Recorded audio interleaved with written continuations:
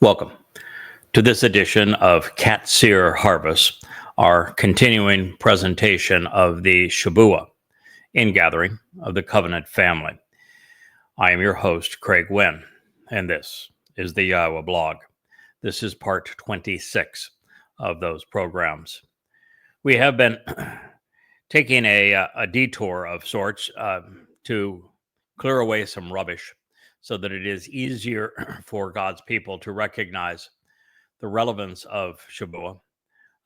And the only way really to do that is to clear away the lies that have been, propagated regarding it. And it does me no pleasure to have to ridicule Christianity. And the reason for that is I once was one. If you go back into my teens and 20s, I was not only a Christian, I was the youngest ruling elder in the history of the Presbyterian Church. I was an evangelist. I taught Bible studies. I had it up to here. And then one day I began to ask questions that no one could answer. And those questions drove me to realize that since no one could answer them, and I realized that no one could answer them because there were no answers for them, that it was foolish for me to believe something that was obviously untrue. And so I renounced Christianity, and for a while I was an agnostic. I still sensed there had to be a God, but obviously God was not revealing himself through Christianity. And it was during this time that the actual God introduced himself to me. And he asked me to do a favor for him, which seemed a bit much for him to ask, since I didn't even know his name and we had never talked before. And the thing he was asking, his ask, if you will, was that I do something no one has ever survived before, which is to expose and condemn Islam. And it's interesting that he would ask me to do that, since he has very little to say about Islam in the Torah, prophets, and Psalms. He speaks of its effect very negatively, but he has very little to say about it. And he has an enormous amount to say about Christianity, all to repudiate it. And so it was always curious as to why he would ask me to begin our relationship by excoriating a religion that kills anyone who speaks ill of it. Telling the truth about Islam is never an alibi. And I eventually came to understand why he wanted me to begin there, which is that a message for God's people doesn't do God's people any good if they're all dead. And Islam was conceived first and foremost to kill Jews. And so it was important that I earn the right to speak to Yisrael and Yehudim by risking my life to save them from their mortal enemy, Islam. Jews are a tough crowd, and it takes a lot to earn credibility. And so I wrote a book called Tea with Terrorists about my meeting with Al-Qaeda and Hezbollah and Hamas some 22 years ago. And I have subsequently upgraded that series into the books called Goddamn Religion. You'll see them over here behind my left shoulder. They stand about this tall just on their spines. 4,200 pages, 5 volumes that expose and condemn everything there is to know about Muhammad and Allah, the Quran, Hadith, and Islam's formation, as well as Islam's motivation to hunt and kill Jews. In so doing, I not only was able to successfully defend Israel, at least all who will listen, from their most devoted and mortal enemy, I was able to earn credibility by risking my life. I've had thousands of death threats for having done so. And credibility, as I say, with Yisrael is important. But number 3, I learned who the God of religion is. And I learned something very unique about religion, which is that there's this myth that Satan wants to be worshipped as Satan. And so you would go to a satanic cult if you wanted to worship Satan, but that's not at all correct. Satan hates being known as Satan. Satan means the adversary. Satan doesn't want to be the adversary. He wants to be God. And therefore, you'll never find Satan at a seance. Oh, you want to find Satan? Go into a church. Go into a synagogue. Go into a mosque. Go into a temple. He is the God of religion. He is the Lord. And so coming to know how Satan represents himself, and it's exceedingly obvious in Islam. And in Islam, it is apparent for even the casual reader that Allah is modeled after Satan. He spends all of his time in hell. He is sadistic. He is committed to all sorts of horrendous tortures for everyone who does not surrender and submit to him. His most repeated order in the Quran is that you must die killing for me. He wants nothing but slaves. There's no free will. It's simply submit. He endorses all manner of horrific behaviors. His lone prophet was a mass murderer, terrorist, rapist, pedophile, incestuous, sadistic psychopath, very much like Allah himself.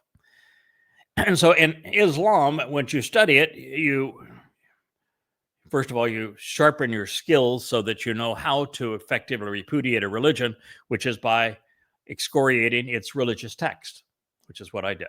I took the Quran, reordered it chronologically, set it into the context of Muhammad's life, using the Hadith, and that's why those volumes are so long.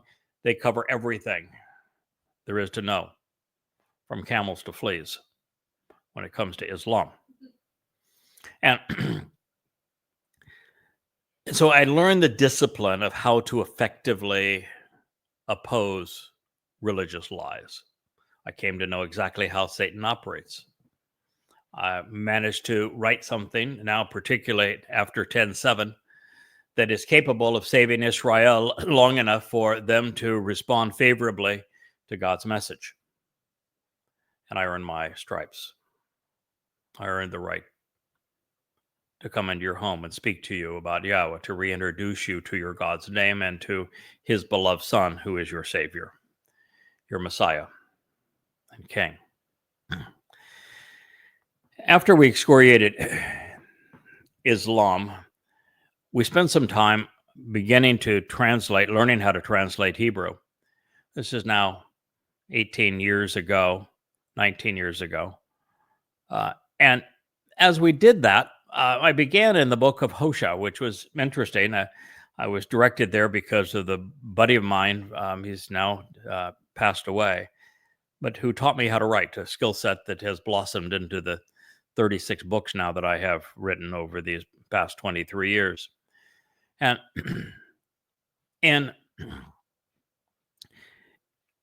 us going down this course of him handing me his book, which he didn't even have titled, and it was about prophecy. And I said, hey, why don't you call it Future History? And he started with that title, changed it, I think, over time. And his first analysis was the book of Hosea, and he asked me to review the translations and read it and let me know what I thought, and to edit it and give him some insights into it. And well, I did, and except my review of it was longer than what he had written, typical Craig style. And in doing it, what I learned is that you have to be really careful if you're going to do a translation of Yahweh's testimony. You need to use many sources, and folks like my friend love to pull the old Strong's Concordance off the shelf because it was so consistent with Christianity. It was written to explain the translations in the King James Bible, and so it gives Christians what they want to see.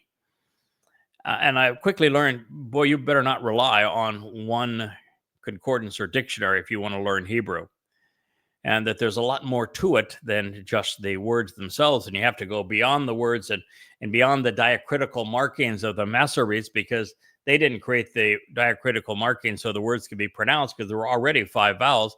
They did it to change the meaning of the words.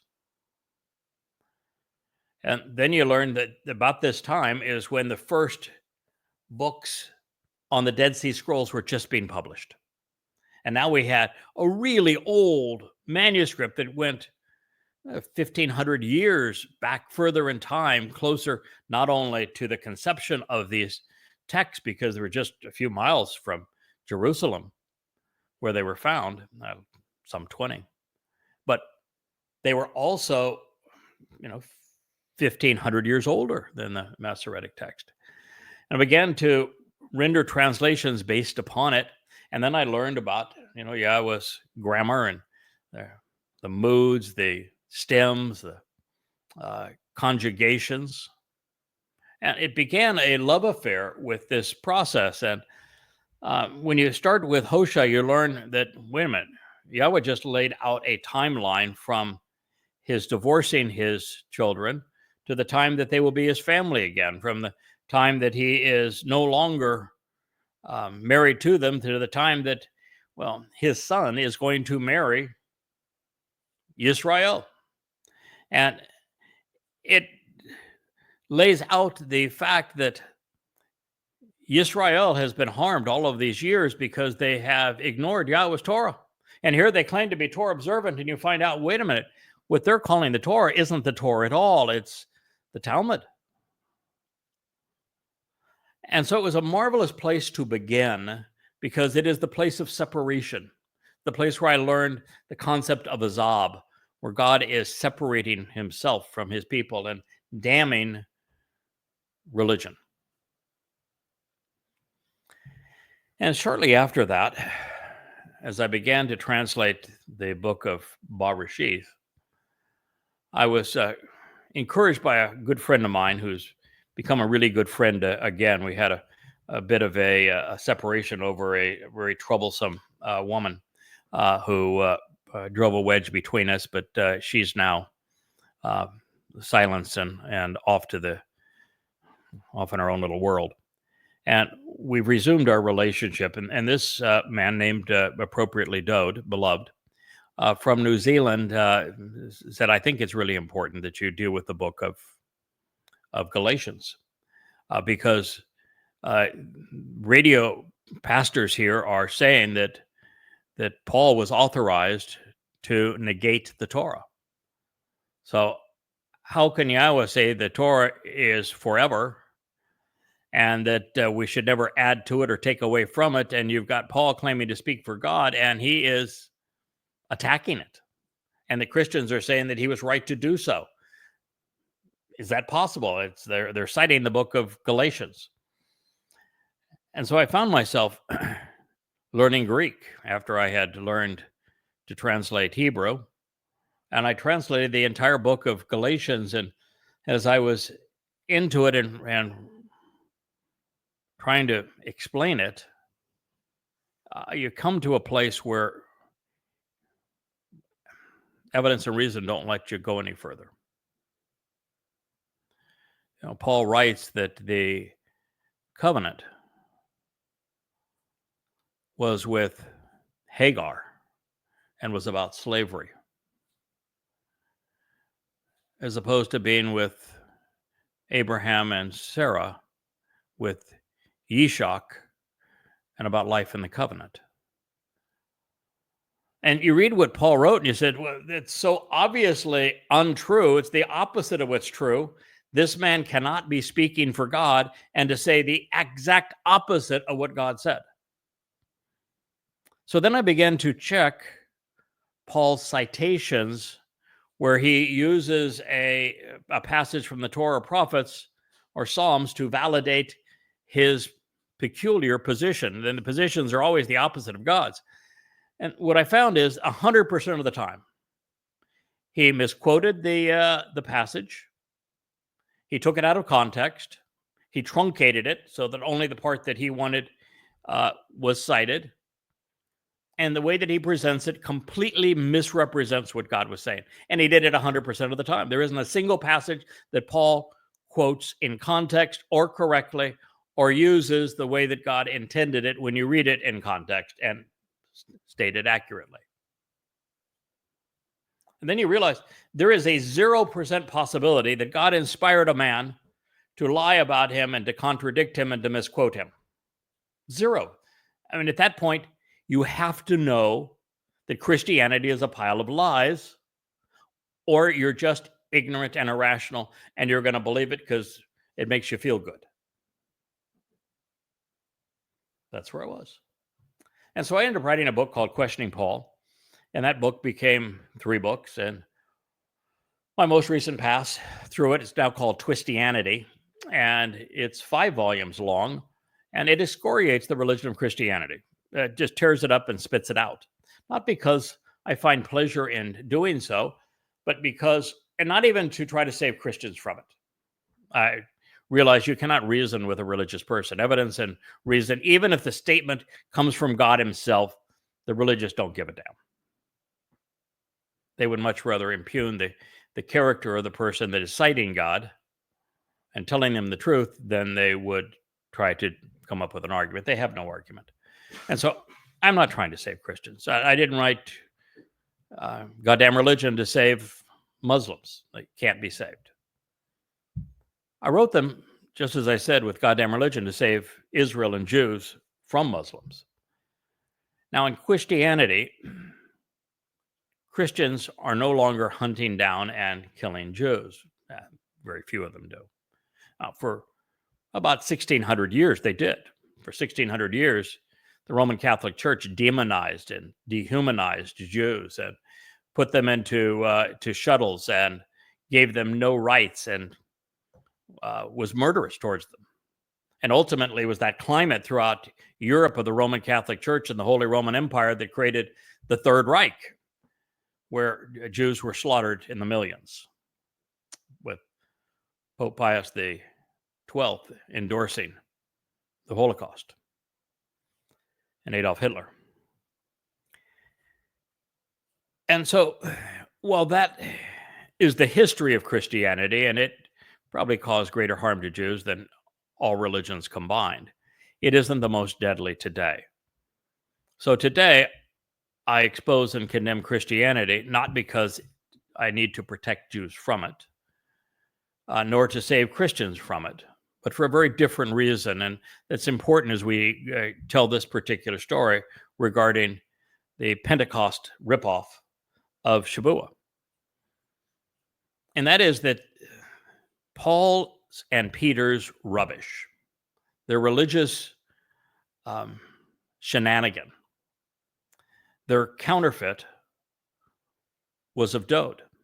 There was no Jesus Christ. There was no Iousu Christou. Never existed. Nobody even close to that was a actual personage. The whole thing is a made-up lie where the attributes and achievements and accolades of Dode David were ripped off to create this mythical misnomer. And the reason that that has to be exposed is because Rabbi Akiba, rather than simply excoriating the lie and causing Christianity to be stillborn before it ever metastasized out of Israel, came up with a false Messiah to thwart the effect of a false Messiah. And he then led Jews further astray. And so what I need to do now is to expose both of them. But that exposure has to begin with the motivation for the false Messiah, Bar Kokhba, by excoriating the false Messiah of Christianity. Because until I remove the rubbish that the Christian religion has piled on top of the most important truth of all time, keeping it hidden, making it even appear disgusting to Jews, even to consider the realization that there really was a Messiah. There really was a Son of God. There is a returning king. And that something marvelous happened to save them in 33 CE, year 4000 Yah, with the fulfillment of Passover, matzah, and unyeasted bread. They don't even want to consider that because of all of the harm that Christianity has done to them, degrading and dehumanizing them over the years. And then they're burnt by, of course, Rabbi Akiva is the founder of Rabbinic Judaism, and he caused the diaspora and the renaming of the land of Judea into Philistia by the lie that he perpetrated with his false Messiah. They don't even want to go a million miles from here. And that's why Satan, as the Lord Jesus Christ, piled this ton of manure right on top of the most important truth that anyone can ever know. And so now we have to hold our noses, we have to clear it away, because buried underneath it is the means to life, the means to approach Yahweh, the only way to survive this planet and man's foolish waste of it alive. So that's why we're doing this. And the lies that Peter and Paul told, particularly now Peter, as we consider the ripoff of Shabuw'ah's Pentecost, have taken a life of their own. They become exceedingly popular. They have changed the narrative. And when we add to it what Paul wrote about Towrah, where he called Towrah his rapture, this violent snatching away to keep Gentiles out of the tribulation, all perspective is easily lost. It's difficult to break free of the bonds of Christianity. It's had such influence on our culture. And so those lies are tough to wipe away. And until you wipe them away, you aren't going to see the truth. You aren't going to be able to grasp it or capitalize upon it. So the bottom line here, and the moral of the story, is that the Christian New Testament is wrong about Pesach, Matzah, and Bikurim, and it is wrong about Shabuw'ah. It is also wrong about Towrah, and it, of course, is clueless as it relates to Kippurim and Sukkah. It's wrong about Yahweh. It's wrong about Moshe. It's wrong about Dod. It's wrong about the Torah, the Bereth, Yisrael, everything. But Christians were not alone in their malfeasance. The reason they were able to foist their counterfeit Christ and replacement holidays of Good Friday, Easter Sunday, Pentecost, Halloween, and Christmas on an unsuspecting world is because rabbis were preoccupied perpetrating a plot of their own.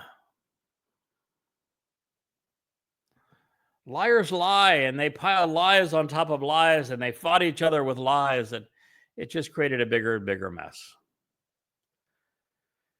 Now, Peter would claim that the Pentecost was foretold in its fulfillment in the prophet Joel.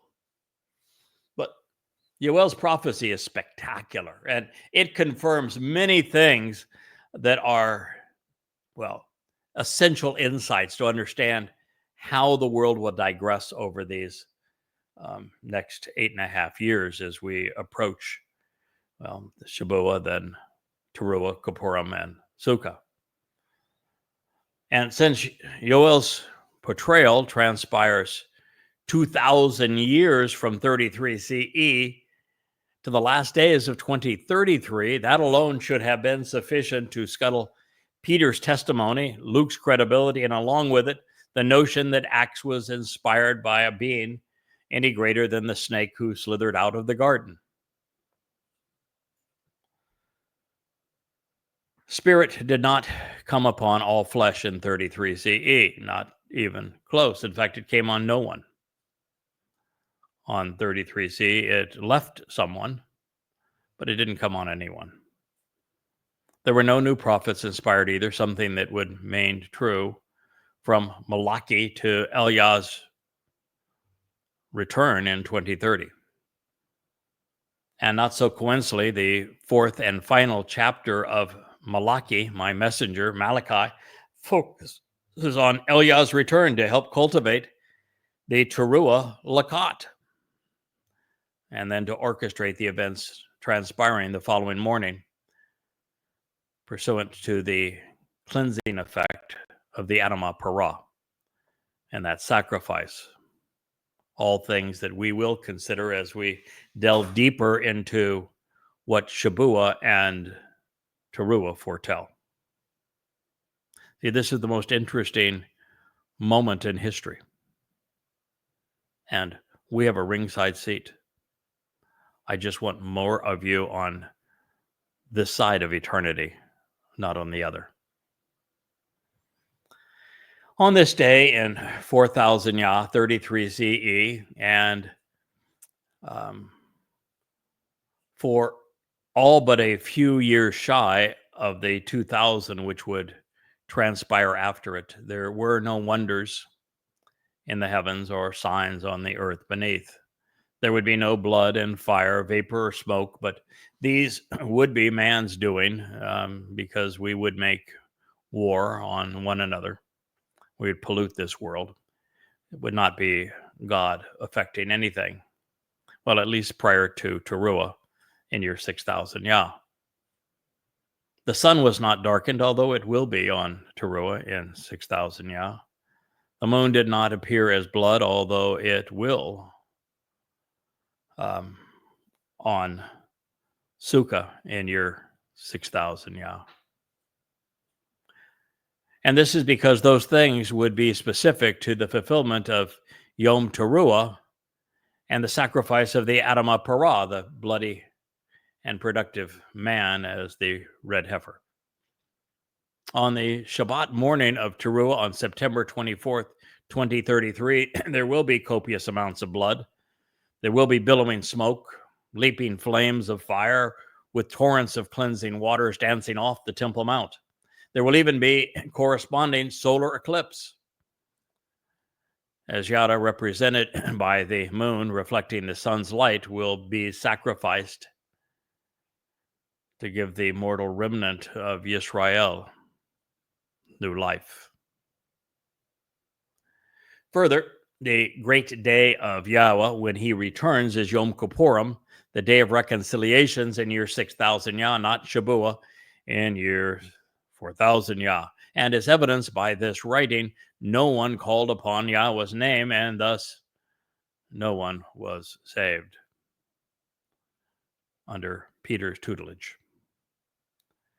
So please tell me, how is it that billions upon billions are fooled by such outright lies? Unable to produce a prophecy or even understand one, these buffoons, Peter, Paul, Luke, couldn't even get their history right. The acceptance of Acts as divinely inspired and the inerrant word of God provides a sad commentary on the perceptiveness of the religious. Most have become, as Shimon was portrayed, as dumb as a stone. This momentous miscalculation at an inauspicious time for Christianity is further advanced because, as promised and for comparison and context, what the prophet Yoel actually revealed was pertaining to the days immediately prior to Yahweh's return.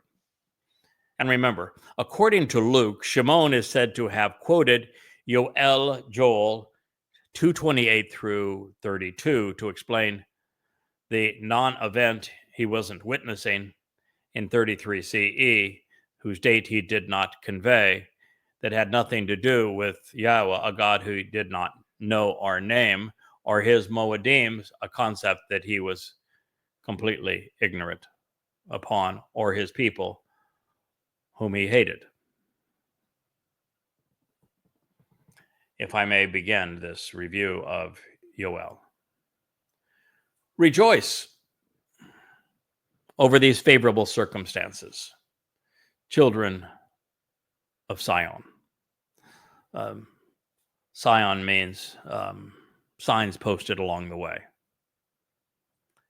Demonstrate a positive attitude with Yahweh. I don't recall Yahweh's name being mentioned by Peter, do you? Your God, not Jesus. Yahweh.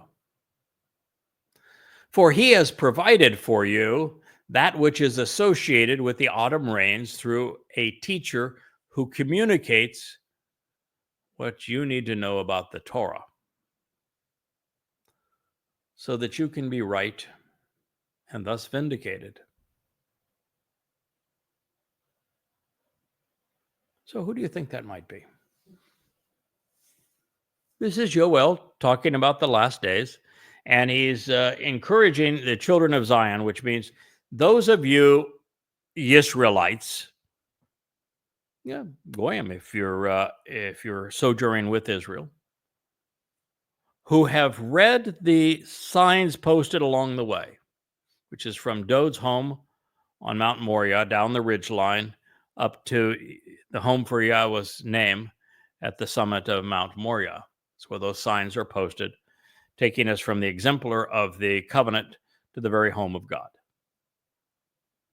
So this pertains to those of you who can rejoice over the favorable circumstances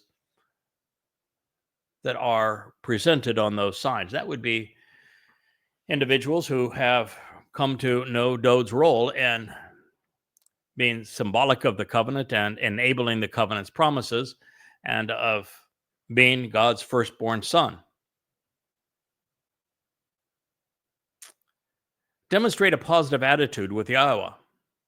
Now, that would limit these people, these beneficiaries, to those that know Yahweh's name. And prior to the work that we have collaborated on together over the last 23 years, that would be no one apart from those that I have introduced it to and shared it with. Your God. Which means we've now eliminated all Christians, all Muslims, and all rabbinic Jews. For he has provided you with that which is associated with autumn rains. That means just prior to the fall, which is when Teruah, Kippurim, and Sukkah are fulfilled. So this is a source of life-giving and cleansing waters from heaven that Yahweh has provided for you through a teacher who communicates what you need to know about the Torah to live. It's more, ma, from inquire about, Torah, source of guidance and teaching. Now, I think up to this point, you could count on those who have fulfilled that role on one finger.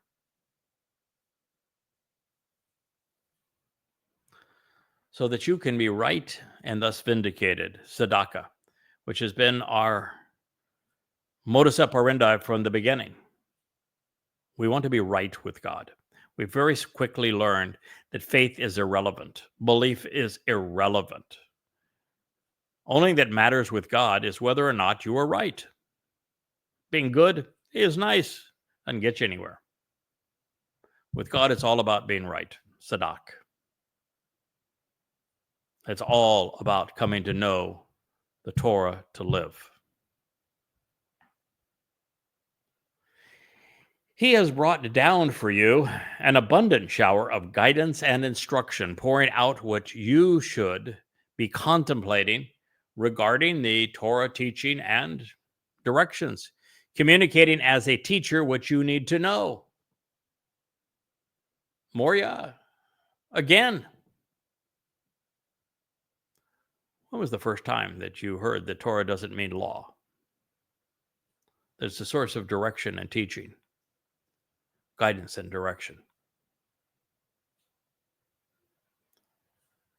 About being gleaned and growing thereafter, Malkush, which is our mission now, which is to point you in the direction of the upcoming Shabuw'ah harvest, which is the purpose of these series of programs, so that you can capitalize upon it. and then Towrah after that. As was intended from the beginning, returning to where it all began. This has been God's plan from the beginning. It's why in the fourth day of creation, Yahweh introduces us to the concept of a greater and lesser light that he was extremely pleased with. And with the greater and lesser light serving as signs of the Moedim, so that you would know the timing of God's fulfillment of Pesach, Matzah, Bakodim, Shabuw'ah, Towrah, Kippurim, and Sukkah. And it was Dod that gave us the timing and fulfilling of Pesach, Matzah, and Bakodim, and then indirectly, by the reference to 7 years to Shabuw'ah, and I've taken it from there and provided you with the following timeline. And it is the greater and lesser light that will fulfill the Moed Mikra. And we have also done something that, no one other than Yahweh's prophets have done, which is tell you explicitly that the reason the story was told in such detail about Gan Eden and life in it is because that's where we're returning. Sukkah is a return to Gan Eden, the Garden of Great Joy. So we get to camp out with our Father and his Son, returning us to where we all began. Yoel, Yahweh's God, Joel 2:23. Now, to interrupt for a moment, the prophet's name is sufficient to prove that Peter was wrong and that I'm right. It means Yahweh is God, not Jesus. Also, should you be curious, the upcoming Shabuw'ah harvest is the favorable outcome worth celebrating. It is orchestrated by today's Torah teacher and directed towards the Bnei Sion, those who have become Yahweh's children by reading the signs posted along the way. God's name is Yahweh. That will never change. He alone is God, and you are reading and listening to the gift he has provided. Yada, as Yahweh's chosen implement, has abundantly communicated what you need to know about the Torah, to be right about Yahweh, to be vindicated, and to participate in this joyous upcoming harvest. And fortunately, through this collaboration, the prophet reveals the threshing floors will be filled with pure grain, as the most radiant children bar, and fresh new wine, sweeter with less fermentation, will overflow, and presses and vats will also overflow with olive oil. 2:24. Obviously, Yahweh has a sense of humor here. After assuring the Zerah and his co-workers cultivating the Shabuw'ah harvest that we will prevail and that the threshing floors will be filled with new grain, that's reassuring. God mocks Peter's diatribe by stating that the presses and the vats will overflow with sweet wine. That's because Peter decided that's how he would shame the Jews in his statement. What, have they been drinking sweet wine? No, not sweet wine. It's too early in the day. God's just mocking them. And beyond taking a well-deserved shot at the devil's advocate, Yahweh reminds us that his harvests are comprised of three things: grain, grapes, olives. And in this example, grain is harvested during Bakodim and Shabuw'ah. Towrah is an olive harvest, and the grapes which become wine are symbolic of both Passover and Kippurim, where blood is used to either mark the doorway to life or to mark the mercy seat, which is the means to be forgiven and reconciled into God's family. God's a wonderful storyteller. Well, Yahweh always fulfills his promise, including Shabuw'ah, the promise of 7 Shabbats. This is the time for restoration and reconciliation. And even through thousands of years that they have come and gone since God's people were properly fed, soon they will be enormously satisfied. God says through his prophet, I will reconcile and restore by fulfilling my promises, Shalem. That's the whole purpose of Shabuw'ah, Towrah, and Kippurim leading to Sukkah. I will reconcile and restore by fulfilling my promises on your behalf. The years which suddenly disappeared and were devoured. Yoel 2:25, and so many were. From the time that Yahweh inspired his Torah to the time of Dod, very little occurred which was good in Israel. And from the time of Dod through Dod's return to fulfill Passover, unyeasted bread, and matzah, very little occurred that was positive in Israel. And between that time and the Shabuw'ah harvest and our pronunciation and announcement of it, very little good has happened in Israel. The years were devoured. Thousands of years eaten away. Nonetheless, God is better than his people, and he has not given up on them, even though that would be a reasonable response to how bad they have been to him. He is going to reconcile and restore his relationship because he made a promise to do so. Then you will be nourished, and you shall be overwhelmingly satisfied, radiating a clear and brilliant light while cheering the name of Yahweh your God, who, for the benefit of the relationship, has acted and will engage marvelously with you. So never again will my people be humiliated or disrespected. Yoel 2:26. Well, now we know for certain we're talking about the end times, because the very religion that Peter orchestrated into being with the mythical birth of his church on the ripoff of Pentecost humiliated and disrespected God's people. And so it is only with the demise of that religion that Yahweh's people will never be humiliated and disrespected again. And Yahweh is not, through this fulfillment, causing people to have a translator app put in their ears so that Babel is somehow understood. He is causing us to do something that is far better. We go from material beings to energy-based spiritual beings, radiating a clear and brilliant light. And rather than promoting a mythical misnomer, Jesus Christ, or a Hashem, or an Adonai, all of the celebrants will be non-religious, because they will be celebrating and cheering the name that Israel doesn't want to say anymore, the name they erased from their lives, the name we are trying so diligently to reintroduce to God's people. Because if you're not cheering the name of Yahweh, you're not included in these people who will go forth in time. All of the people who are left will be overwhelmingly satisfied. They will radiate a clear and brilliant light, and they will celebrate the name of Yahweh your God as a benefit of the relationship, because Yahweh has acted and will engage marvelously with you. So again, my people will never be humiliated and disrespected again.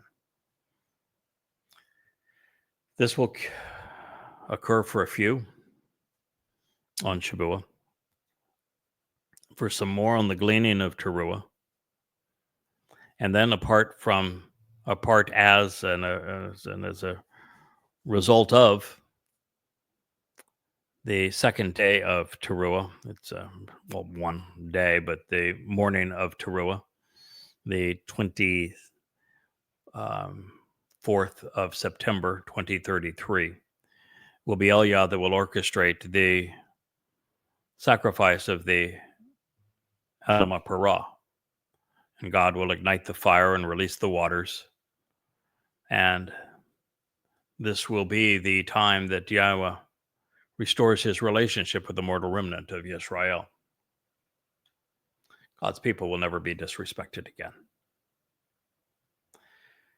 So clearly the covenant has not yet been restored. The day of reconciliation is yet upon us. Jews are being viciously attacked as never before. And it's going to get much worse. I have been attacked and demeaned, really, the entire existence of the Roman Catholic Church. And until the advent of Yada Yahowah, no one was cheering the name of Yahweh, our God. That is to say, Peter was deliberately deceptive, and I am serving up the truth according to the Almighty. So pick your witness carefully. Based upon what Yahweh inspired Yoel to write, we can rightly expect all of this to play out during the decade between 10/7/23 and 10/7/33.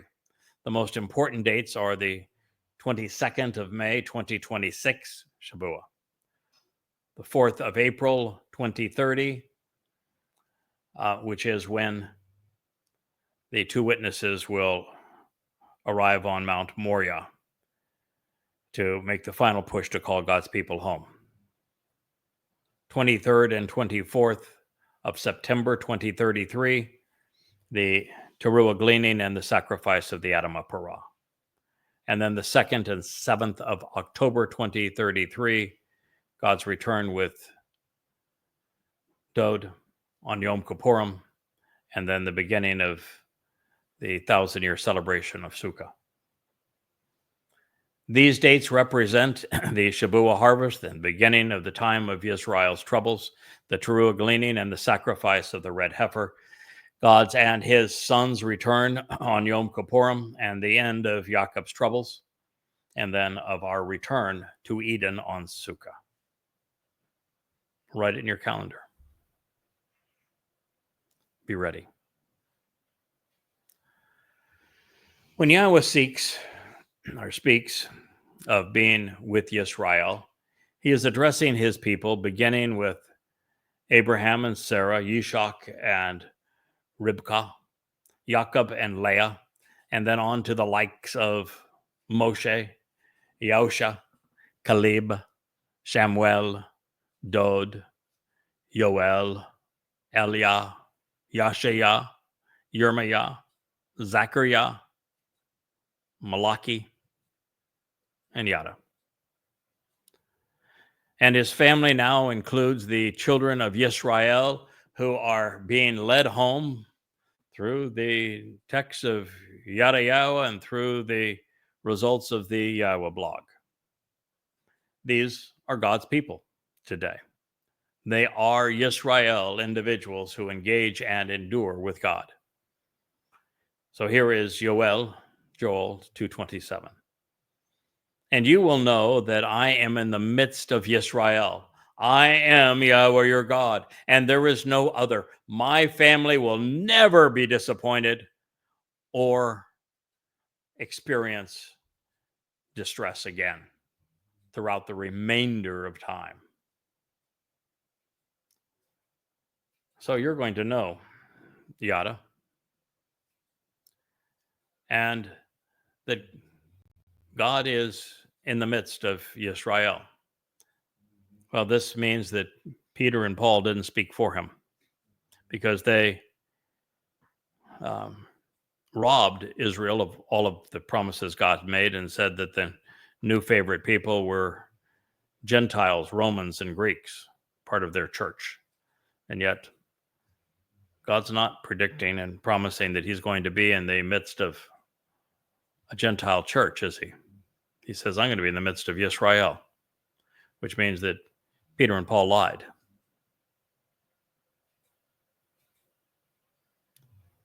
I am Yahweh.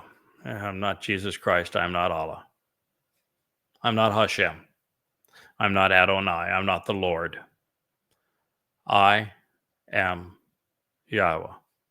If you don't know him as Yahweh, you do not know him, and he does not know you. Yada ki kareb ane Yisrael wa ane Yahweh Elohim ata, your God. And there is no other. There is only one God. His name is Yahweh.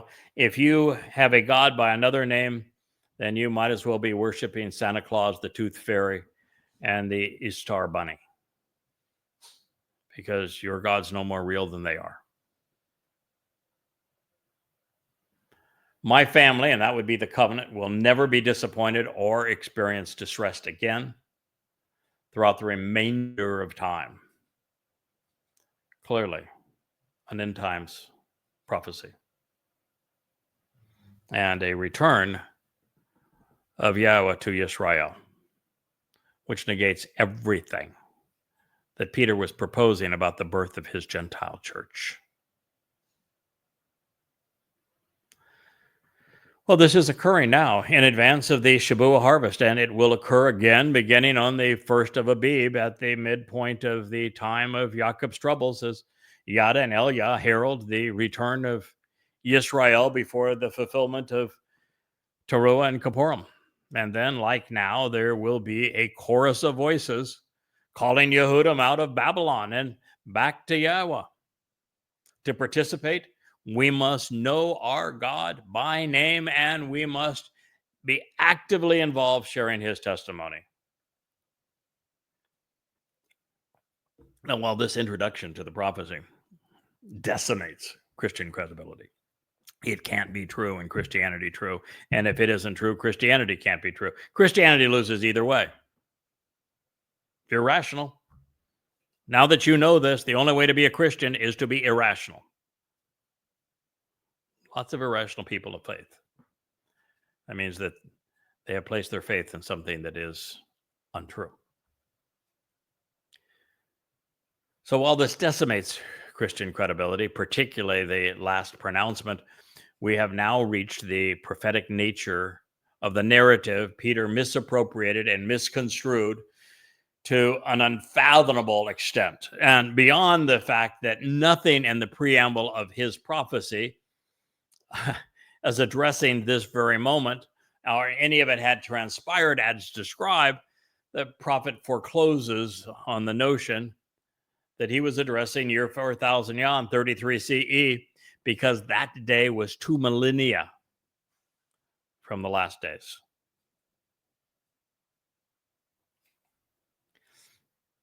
And it will literally come to pass at that very moment, during the last days, Akar. Therefore, I will pour out my spirit upon all who hear and proclaim the message, and they will be inspired by the Spirit. Your sons and your daughters, as well as your elderly, will have their thoughts guided by divine revelations and be empowered as a result. Your young will be capable by choosing to continuously witness, observing, and considering these communications from God. Joel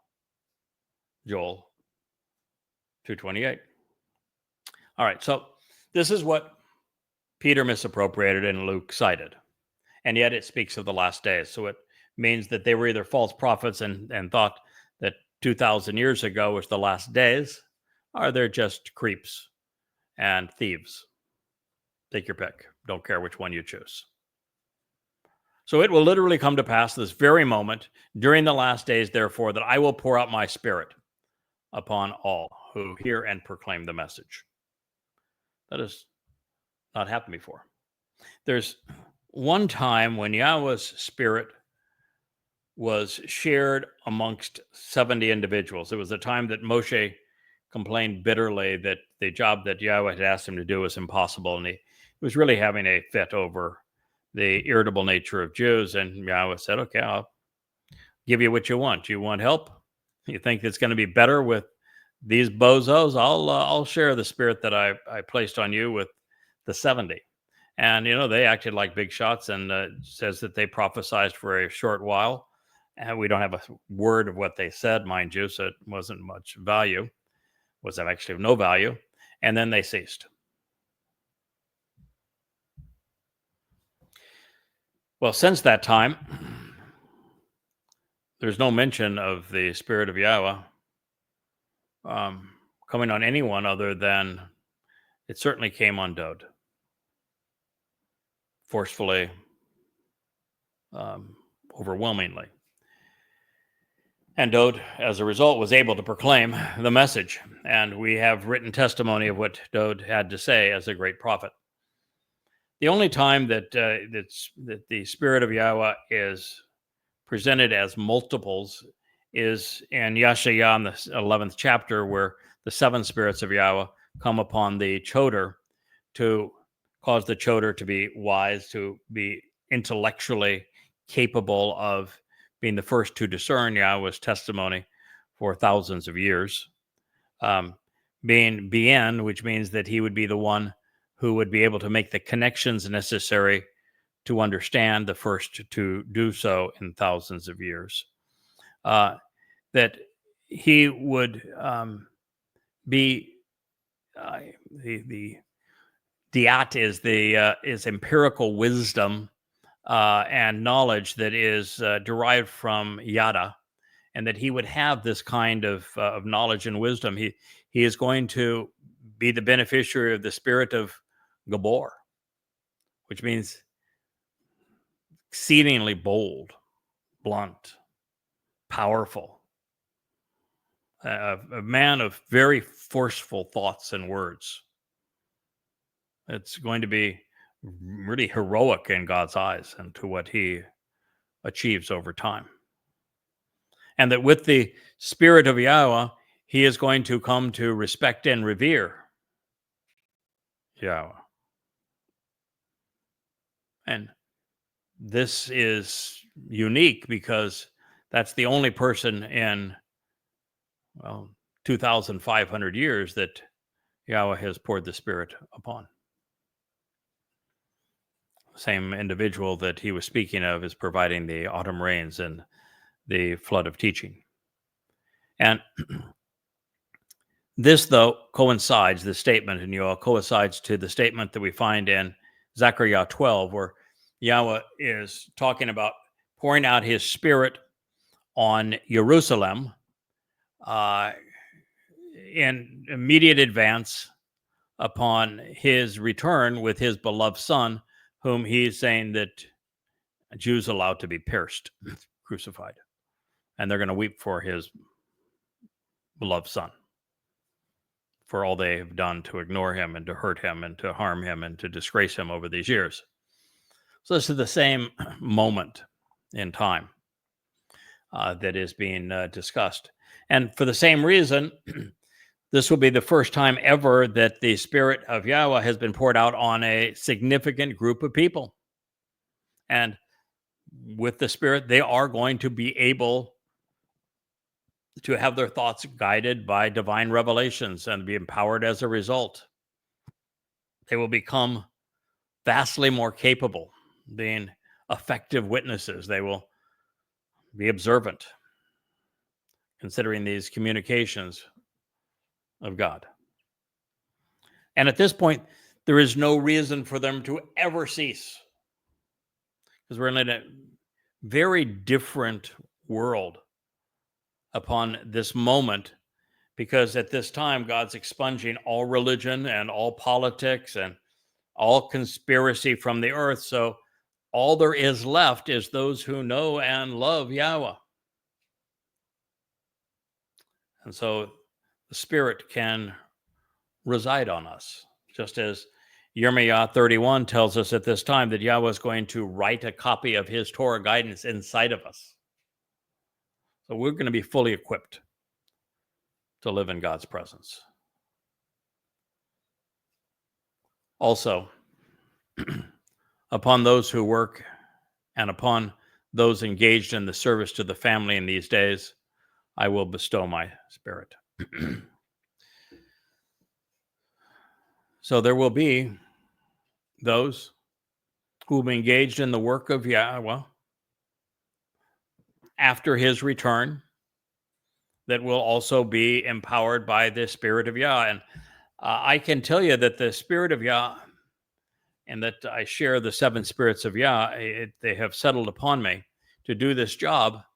It's really a very comfortable situation. It's not as Peter says, there's no burning sensation. It's not overwhelming. It's just a sense of confidence, a sense that everything's going to be understood when it needs to be, and that we're going to have the ability. I'm an older guy now, and yet I can still put in 12, 14 hours a day doing this because I'm buoyed by the Spirit, empowered by the Spirit. And so it's an uplifting thing. It's this sense of knowing that you're going to get it done because you're being assisted by God, and that God's not going to allow you to fail. All you have to do is come at it with the right attitude and the willingness and the devotion, the steadfastness, and the Spirit will assure our success. And that will be true going forward after Yah returns. So as the world collapses all around Israel during the time of trouble, and particularly during the last 7 years after the Shabuw'ah harvest, there will be a revival in the promised land with the chosen people. Open and declutter your mind. Focus your eyes on the Torah and the prophets as they are presented and explained throughout Yada Yahowah and throughout the Yahowah blog. Listen to God and then respond. Let's sing his son's songs. Now you notice this says nothing of babbling away in a foreign language. We'll all be speaking Hebrew then. It says nothing of goyim or of a church. It speaks nothing of prophecy, of which there was, none in the New Testament. Not a stick of it. The year spoken of is unique in that there will be signs in the sky with a total solar eclipse on the 1st of Abib, March 31, 2033, marking the first day of the 120th Yobel year of 6,000 Yah. 2 weeks later, as we celebrate Passover on the evening of the 13th and unyeasted bread on the 14th of April 2033, there will be a total lunar eclipse visible in Israel. Then on the first day of the 7th month, heralding the Yom Teruah harvest, there will be a second solar eclipse on Friday, September 23rd. The fourth eclipse will be the lunar eclipse, occurring 15 days later on the Shabat of October 7th, to acknowledge the celebration of Sukkah. It's a lot of celestial fireworks, isn't it? We're not told when Yoel, Yahweh is God, was inspired to memorialize these profound prophecies regarding our time. It's really not even important because he wasn't talking about his time. He's only talking about our time. The most logical conclusion, however, would be that he was in the final succession, thus immediately before Zechariah, maybe around the time of Malachi, maybe between the two of them. Though through this insightful man, God would say, then I will provide signs in the heavens and on the earth, just as I've shared with you. Blood and fire. Yes. Well, it's going to be my blood. And Yahweh is going to ignite the fire. Because on Towrah, that will be the final sacrifice. That of the bloody red man of the earth, the Adamah Parah. Then I will provide signs in the heavens and on the earth, blood and fire. With columns of smoke, yes, it is a sacrifice where the body of the Adamah Parah, my bludgeoned body, bludgeoned by Hasatan himself, will cause the smoke and ashes that are described in the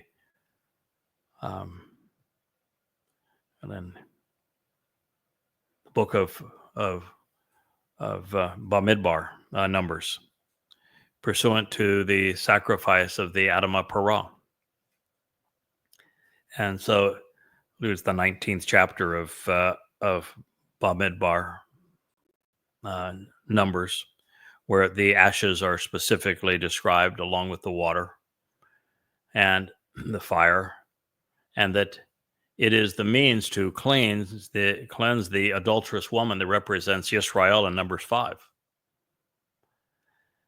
And this is specific to the prophecy that enables the homecoming and family reunion with Dod, the great day of Yahweh when he returns. This has to precede it. And so Yahweh is speaking of how he's going to make that possible. He says the sun will become weaker and unreliable, and this darker by being obscured. As I've said, during the sacrifice of the Adamah Parah on a Shabat, Saturday, the 24th of September 2033, year 6000 Yah, there will be a full solar eclipse.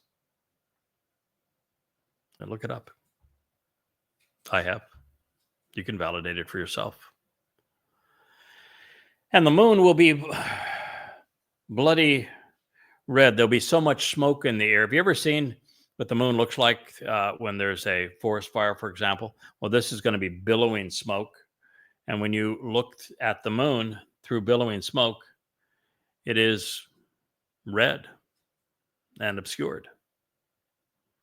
And this is all before the vitally important and awe-inspiring day of Yahweh's appearance, Panay Yahweh, as he arrives, and he will arrive on Yom Kippurim. He's just explained the process to you. He's explained exactly what I will be doing for you at this time, because he wants you to know it so you're ready to capitalize.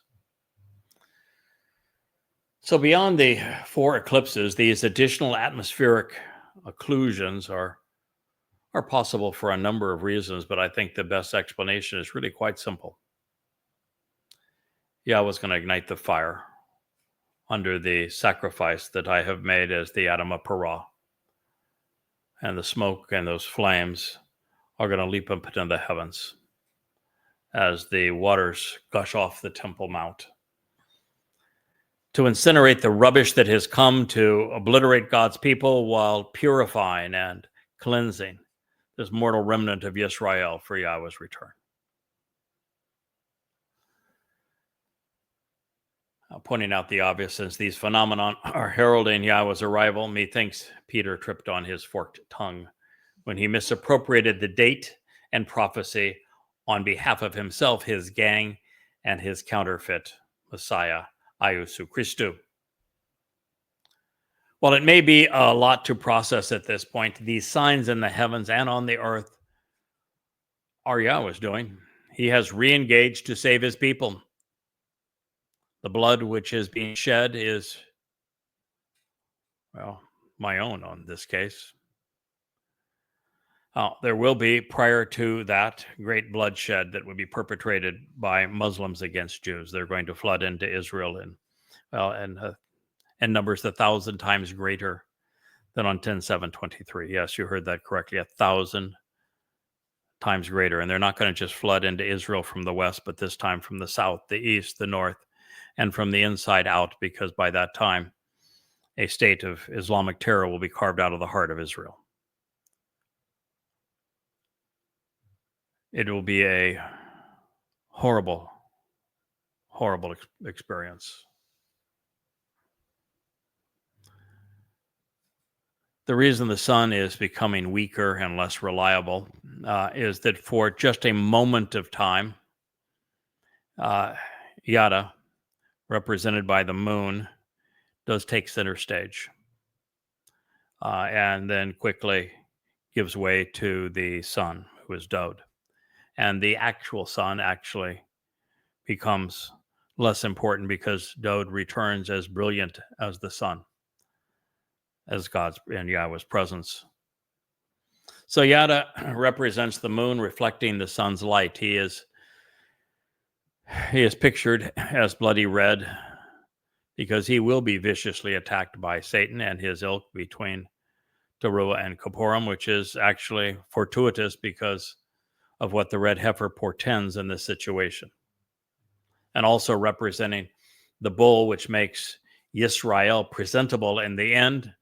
A smattering of blood will anoint the mercy seat of the Ark of the Covenant while facilitating the family reunion. And all of this is orchestrated by the greatest MC in human history, Elia. Elia is the one who's going to be the master of ceremonies at this great event, something that he was trained to do exactly 40 Yobel, 888 years prior to the day when another bull was sacrificed over the same timbers, with even a toabah thrown in to make the connection between that sacrifice and this one, and also the one that Dode himself made.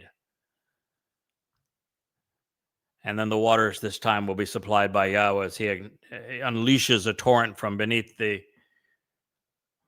Temple Mount, and he ignites the flames as he once did, as Elia, having practiced this now against the religious and political establishment of Israel, will be in his glory. And it will be the greatest spectacle ever seen on earth. And the result is that this mortal remnant of Israel will be prepared for Yahweh's return. They will be cleansed as the adulterous woman becomes the bride of the returning Messiah. And just the whole scene of it all. And I've seen the whole thing in my mind. It's the only time I can claim that I've actually had a prophetic vision. And I guess Yahweh felt, hey, listen, young man, he always calls me kid. Makes me feel good, actually. Hey, kid, I owe you this one. Since you're not the star of the show, Elia is really the star of the show, and I'll be there too. But you are performing your role, and I owe you this one. I'm going to share with you what's going to happen, so you're prepared. And the entire Temple Mount has been cleansed. There's a replica of the tent of the witness, of the restoring testimony, where the tabernacle, the Yahweh's home, the temple once stood. Dome of the Rock is gone. Alaska Mosque, of course, is gone, and this spectacle will begin overlooking the house of Dode on the southern end of the Temple Mount and move to the middle and will be visible for all Yisrael. And Yahweh's going to make certain that this event is seen by everyone in the world. And at this moment, Israel is prepared. It's all cleansed and ready for Yahweh's Dode's return.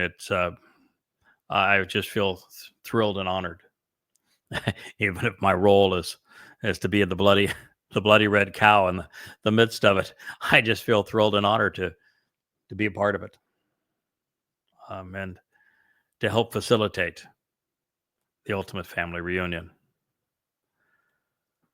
So Yahweh is offering his family not one, but 2 all expense paid trips out of harm's way.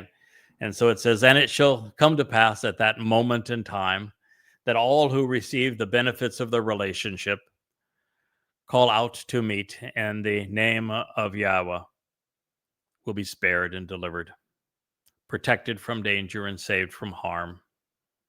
Indeed, with the mountain of the signs posted along the way, and in Jerusalem, there will be deliverance for a remnant, just as Yahweh has promised. And among the survivors within the remnant will be those benefiting from the relationship whom Yahweh has invited and welcomed. Yoel, Yahweh's God. Joel 2:32. Yahweh has just given us a prophetic word's eye view of what's going to happen on Towrah in 2033, which is year 6,000 Yah. I'm hoping that those who are listening are there with me, one way or another.